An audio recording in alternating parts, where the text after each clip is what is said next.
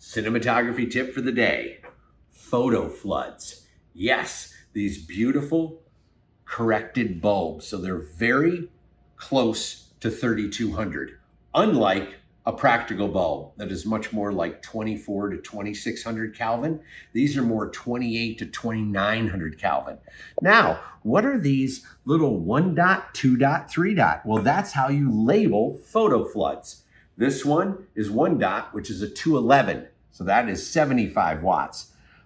2 dots is a 212, that's 150 watts. And a 213 with 3 dots is 250 watts. So I put these into my spider light.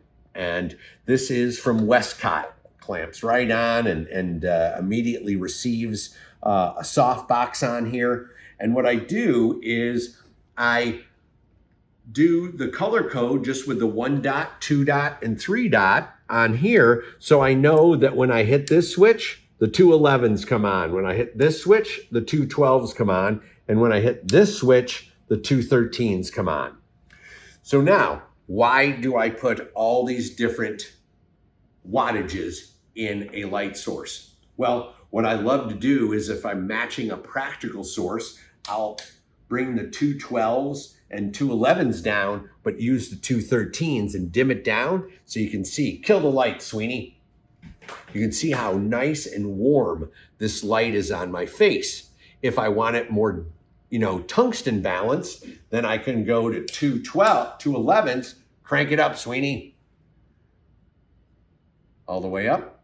And now I have more of a 3200 degree Kelvin with the 211s. So, and then with the 212s, I pop those on if I just want more power and punch. Or I could use those and dim those down to match a warm practical. All right, dim that down, Sweeney, all the way down. Okay, so now bring our lights back on for a second, Sweeney. Now I'm gonna kind of go into the whole technical action of all of this, because Photofloods are pretty amazing. And a lot of people really don't even know about them. They also make daylight balanced Photofloods. So let's unscrew the center one. Also unscrew this one.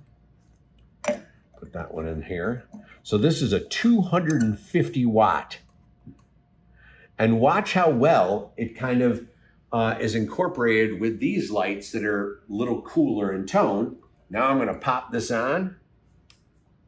Okay. And now bring her up full, Sweeney. See, and that with my color temp meter. Kill the other light, Sweeney.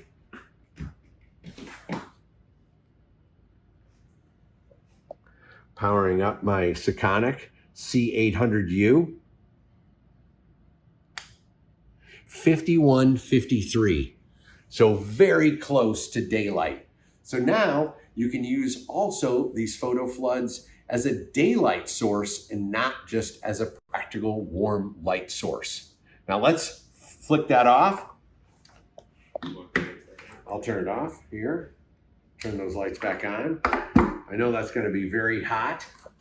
So I'm going to not turn that one on, but I'll do this one next so I can show you what a practical light source is going to come in at.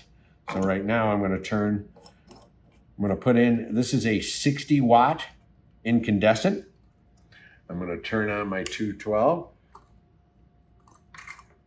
Okay. Bring that up full and kill the lights. Color temp on that is 2600. All right. Now what I'll do is I will turn that one off.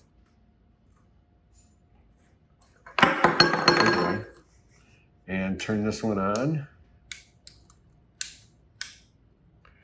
Okay, it's a 213.